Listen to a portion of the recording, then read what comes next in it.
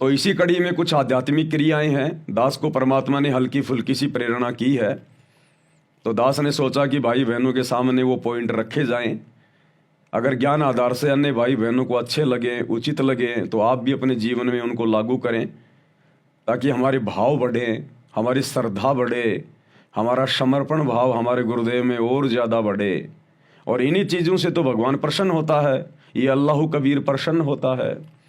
वो तो यही चाहता कि ये आत्माएं दिन रात मेरी महिमा में लगी रहें, अपनी भक्ति में लगी रहें।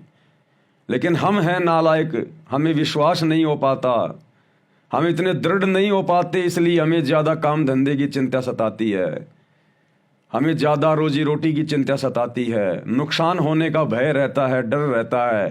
क्यों? क्योंकि अभी हमारे अंदर शैतान का प्रभाव है, काल का प्रभाव है, मन हमें डरा रहा है। अन्यथा हम सुरक्षित हाथों में है, हम सुरक्षित हाथों के अंदर हैं। सतगुरुदेव के हाथों से बढ़कर सुरक्षित हाथ दुनिया में कहीं और किसी के नहीं है। उसके बावजूद भी हमें काल डराता है, शैतान हमें भयभीत रखता है। लेकिन ये डर, ये भय निकलेगा, क्योंकि हम उस निर्विकार निडर परमेश्वर के बच्चे हैं। निर्विकार निर्भय तू ही और सकल भयमान, और सब पर तेरी साहिबी तुझ पर साहिब नाय। तो हम ऐसे निर्विकार निर्भय निडर परमेश्वर अल्लाह कबीर सतगुरु रामपाल जी के बच्चे हैं। तो एक दिन हमारा भी डर निकलेगा, भय निकलेगा धीरे धीरे। लेकिन वो निकलेगा कैसे? गुरुदेव ने बताया, अगर किसी मटके में खारा पानी है तो दो ही तरीके हैं उसके खारेपन को समाप्त करने के।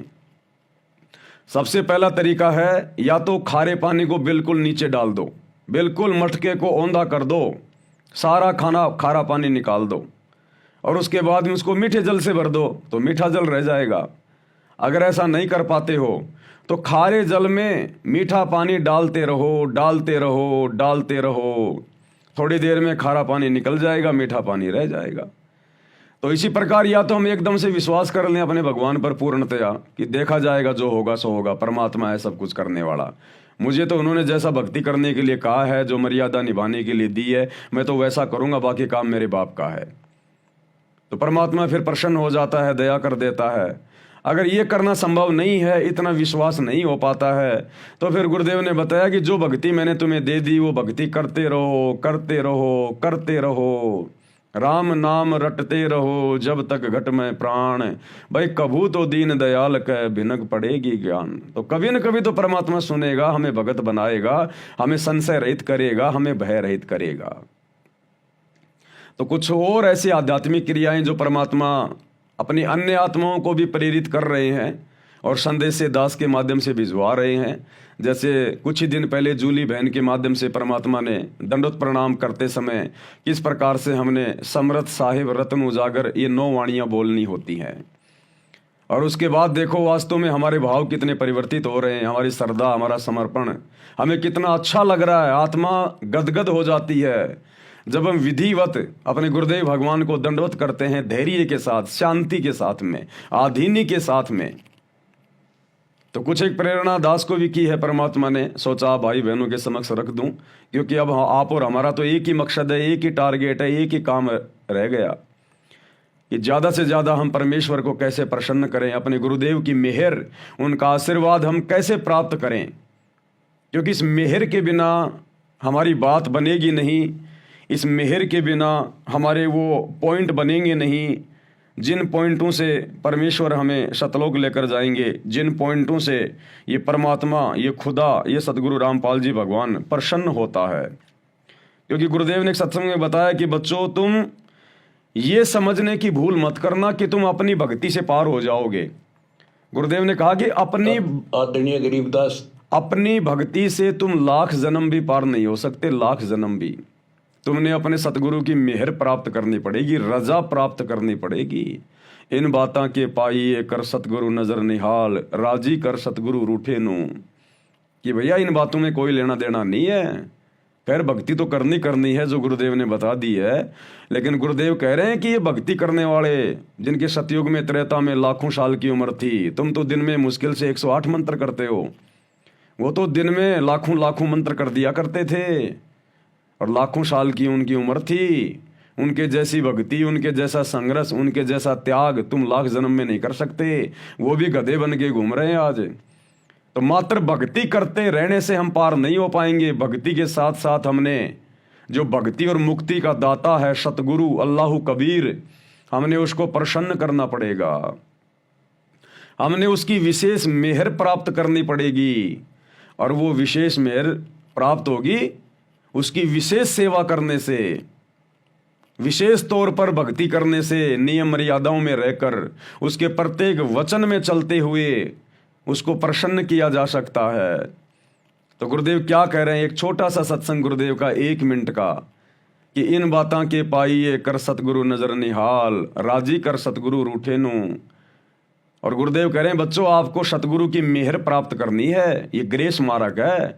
जब तक ये ग्रेस मार्ग तुम प्राप्त करने योग्य नहीं बनोगे, सतगुरु की विशेष मेहर जब तक तुम्हारे पास नहीं पहुंचेगी। विशेष मेहर क्या होती है? एक तो होता है सामान्य आशीर्वाद, एक होता है मेहर।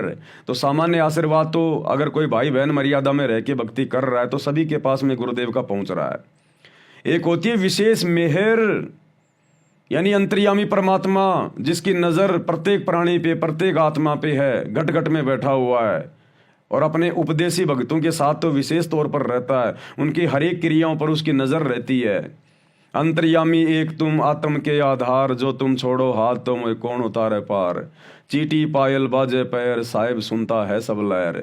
जिसने महाभारत के युद्ध में टटीरी पक्षी की आत्मा की पुकार को सुना, त्रेता युग में भगत प्रहलाद की आत्मा की पुकार को सुना, खंबे से प्रकट हो गया।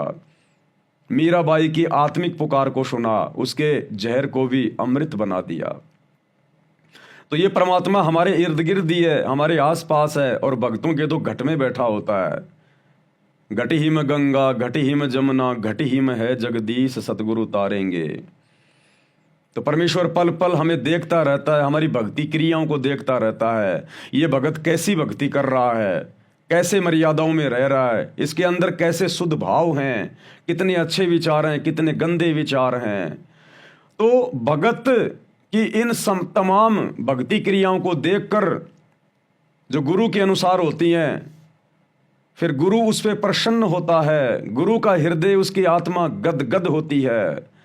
और उस आत्मा के प्रति, उस भगत के प्रति जो गुरु के अनुसार भक्ति कर रहा होता है, एक नेक नीति से सभ्य भगत बन के समाज में रह रहा होता है, हर प्रकार से अधीन होता है, दासातन होता है, उस भगत के प्रति फिर सतगुरु के हृदय से एक मेहर निकलती है, एक मेहर की लहर निकलती है। मेहर की लहर, जिस प्रकार यदि किसी का बेटा या बेटी उसकी आज्ञा में चलता है, अच्छे कर्म करता है, तो फिर उसका बाप उसके प्रति विशेष दयालु होता है, विशेष मेहरबान होता है, उन बेटा बेटियों पर विशेष नज़र रखता है, उन्हें किसी बात की कमी नहीं छोड़ता, किसी चीज़ के भरोसे नहीं रहने देता है।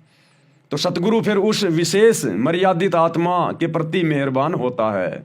और एक विशेष आशीर्वाद, सतगुरु फिर चाहे लाख कोस दूर बैठा है शरीर रूप में, एक विशेष मेहर, एक विशेष लहर सतगुरु की तरफ से उस आत्मा के ऊपर सूर्य की किरणों की तरह निरंतर बरसती रहती है। उसको कहते हैं मेहर।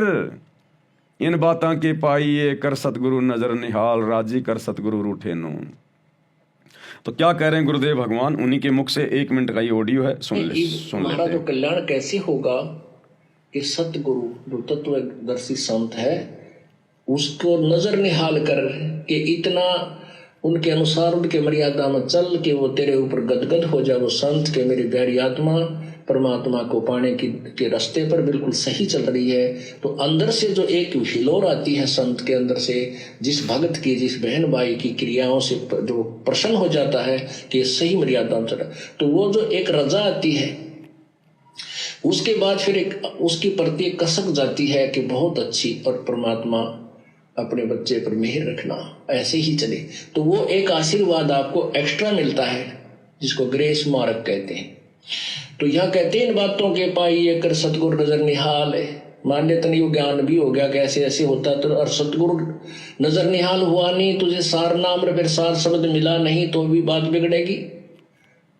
इसलिए ये कल्याण कहती है बातें कहन सुनती ना है, कर पाड़ने की है।